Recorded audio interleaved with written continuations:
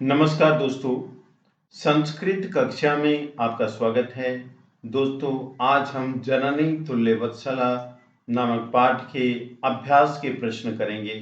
तो आइए जानते हैं अभ्यास के प्रश्न किस प्रकार से हम इनके आंसर दें। अधोलिखितानां नीचे लिखे हुए प्रश्नानां प्रश्नों के उत्तराणि उत्तर संस्कृत भाषा के द्वारा लिखिए। नीचे लिखे प्रश्नों के उत्तर संस्कृत भाषा में लिखिए। पहला प्रश्न है कृषकः। कृषक मीन्स किसान। किम क्या, करोति इसमें करता था। जब करोति लट लकार की क्रिया के बाद में इसमें लगा दिया जाता है तो वह भूतकाल बन जाता है। तो किसान क्या करता था। उत्तर देखिए कि कृषक किसान बलिवर्धाभ्याम दो बैलों से, तृतीया विभक्ति द्विवचन, बलिवर्धाभ्याम किसान दो बैलों से, क्षेत्र कर्षणम खेत की जुताई करोति इसमें करता था। किसान बलिवर्धाभ्याम दो बैलों से क्षेत्र कर्षणम खेती या कृषि या फिर बोल सकते हैं आप खेत की जुताई करोति इसमें करता था। सेकंड क्वेश्चन, माता सुरभि किमर्थम किस लिए अश्रुणी आंसू मुंचती इसमें बहा रही थी या छोड़ रही थी। माता सुरभि किस लिए आंसू बहा रही थी, क्या कारण था उसके आंसू आने का। तो उत्तर देखिए, माता सुरभि कौन थी, माता सुरभि। भूमौ जमीन पर पतितम गिरे हुए स्वपुत्रम अपने पुत्र को दृष्टवा देखकर। आंसर ये है कौन सा, भूमौ पतितम स्वपुत्रम दृष्टवा। जमीन पर गिरे हुए अपने पुत्र को देखकर अश्रुणी मुंचती इसमें आंसू बहा रही थी। ठीक है। गए सुरभि इंद्रस्य प्रश्नस्य किम उत्तरम ददाति। सुरभि इंद्र के प्रश्न का किम उत्तरम क्या उत्तर ददाति देती है, क्या उत्तर देती है। सुरभि इंद्रस्य प्रश्नस्य एतम उत्तरम ददाति। सुरभि इंद्र के प्रश्न का ये उत्तर देती है यत कि सा स्वपुत्रस्य दैन्यम, वह अपने पुत्र की दीनता को दृष्टवा देखकर रोती है। वह अपने पुत्र की दैन्यम दीनता को दृष्टवा देखकर रोती है। दैन्यम, दैन्य नहीं दैन्यम, ये के ऊपर अनुस्वार है। ठीक है। घै मातु अधिका कृपा कस्मिन भवति। मातु माँ की अधिका कृपा अधिक कृपा कस्मिन किस पर भवति होती है। माँ की अधिक कृपा किस पर होती है। उत्तर मातु माँ की अधिका कृपा अधिक कृपा दीने पुत्रे गरीब पुत्र पर भवती होती है। माँ की अधिक कृपा किस पर होती है, दीने पुत्रे गरीब पुत्र पर होती है। ठीक है। न इंद्र दुर्बल वृषभस्य कष्टानि अपाकृतम किम कृतवान। इंद्र ने दुर्बल वृषभ से, कमजोर बैल के कष्टानि कष्टों को अपाकृतम दूर करने के लिए किम कृतवान क्या किया। इंद्र ने कमजोर बैल के कष्टों को दूर करने के लिए क्या किया। तो देखिए, इंद्र दुर्बल वृषभ से कष्टानि अपाकृतम, इंद्र ने कमजोर बैल के कष्टों को दूर करने के लिए कृतवान किया, क्या किया, अतिवृष्टिम बहुत अधिक बारिश। अतिवृष्टिम का मतलब बहुत अधिक बारिश की। जननी माँ कीदृशी कैसी भवती होती है। तो जननी भवती होती है, कैसी होती है देखो, सर्वेषु अपुत्रेषु सभी पुत्रों पर तुल्य वत्सला समान प्यार करने वाली होती है। सर्वेषु अपत्येषु सभी पुत्रों पर तुल्य वत्सला समान प्यार करने वाली होती है। पाठे अस्मिन इस पाठ में कयो किन दो में संवाद विद्यते संवाद है। पाठे अस्मिन इस पाठ में संवाद विद्यते संवाद है सुरभि इंद्रयो, सुरभि और इंद्र में। सुरभि और इंद्र के बीच में संवाद है। अब प्रश्न संख्या 2 है, कै स्तंभे दत्तानाम पदानाम, कै स्तंभ में दिए गए पदों का मेलनम मेलन, कै स्तंभ में दिए गए समानार्थक पदों से कुरुत कीजिए।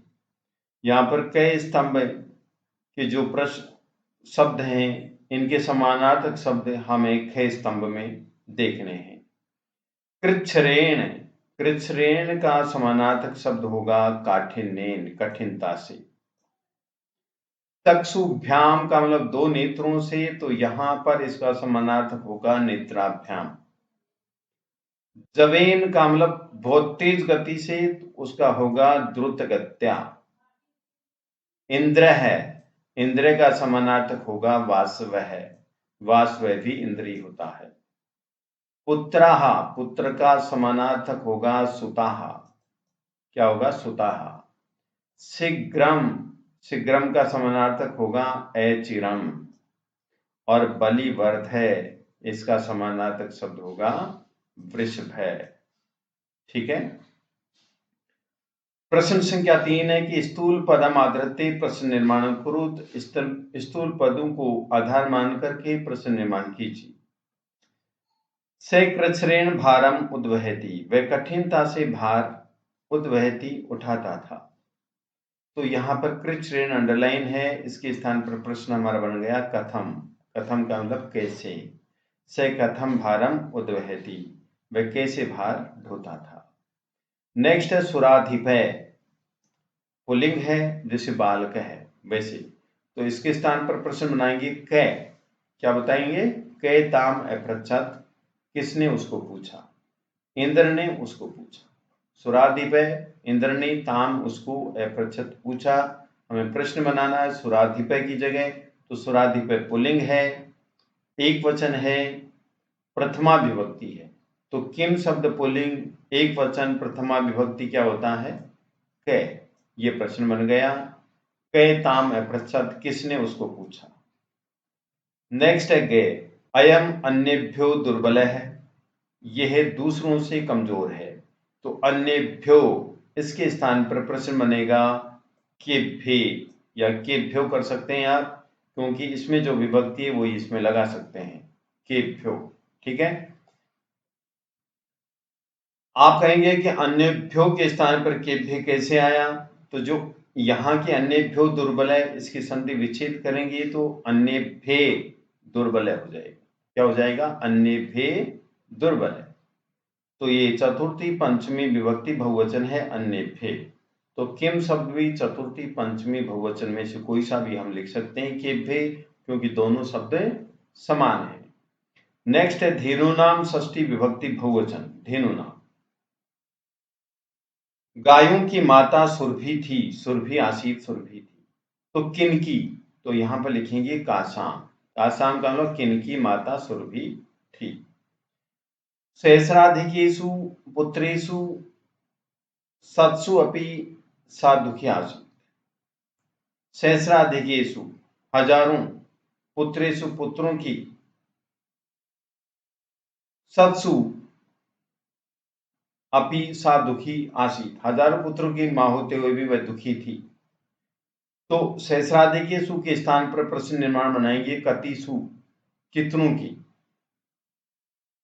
सहस्राधिकेषु सप्तमी विभक्ति बहुवचन है, तो कतिसु में भी सप्तमी विभक्ति बहुवचन होगा। ठीक है। अब नेक्स्ट प्रश्न है रेखांकित पदे, यहां पर रे में एक ही मात्रा नहीं है, तो इसको आप रेखांकित पदे पढ़ेंगे, रे में एक ही मात्रा पढ़ेंगे। रेखांकित पदे यथास्थानम संधि विच्छेदम व कुरुत, यथास्थान संधि विच्छेद कीजिए। जैसे कुर्वन प्लस आसीत, यहां पर संधि विच्छेद है, तो हम संधि करेंगे कुर्वन आसीत। क्या करेंगे? कुर्वन आसीत। आप ये संधि लर्न पाउंड संस्कृतम चैनल के प्लेलिस्ट पर देख सकते हैं, सामान्य संस्कृत व्याकरण में या विस्तृत संस्कृत व्याकरण में आपको निश्चित रूप से संधि प्राप्त हो जाएंगी। नेक्स्ट है तयोर एक है, यहां पर जो संधि है वो कौन सी है? रुत्व विसर्ग संधि है, इस विसर्ग का रे हो जाता है। क्या? रे। तो ये होगा संधि विच्छेद तयोः विसर्ग प्लस एक है, ये संधि विच्छेद। न प्लस उत्थित है, यहाँ पर गुण संधि है, न में उ की मात्रा लगा देंगे तो नोत्थित हो जाएगा। क्या? नोत्थित है। ये कौन सी संधि है? गुण संधि है। सत्सु अपि, ये यण संधि है।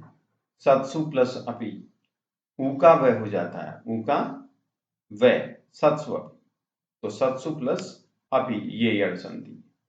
तथा प्लस अपि, इसमें दीर्घ संधि। अपि प्लस अहम, इसमें यण संधि। और अहम प्लस एतस्मिन, इसमें क्या है? संयोग है। क्या है? संयोग है। तो यहां पर इन तीनों चारों शब्दों में संधि है। तथाप्यहम एतस्मिन, ये हो गई। तथा और अपि दोनों को मिलाएंगे तो अ हट जाएगा, तथापि हो गया। और यहां पर प में ई की मात्रा है, तो ई का ये हो जाएगा और प आधा हो जाएगा। देखो प आधा ए का ये हो गया। फिर मैं में एक ही मात्रा लग जाएगी और ए हट जाएगा। देखो मैं में एक ही मात्रा और ए हट जाएगा।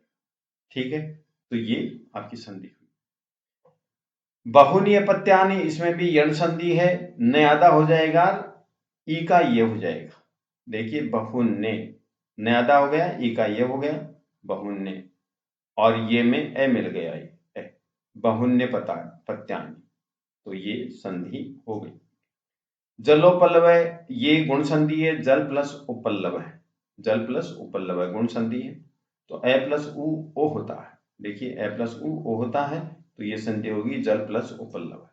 ठीक है, तो साथियों यदि आपको वीडियो पसंद आया तो आप लाइक कीजिए, शेयर कीजिए, कमेंट कीजिए, सब्सक्राइब कीजिए। धन्यवाद।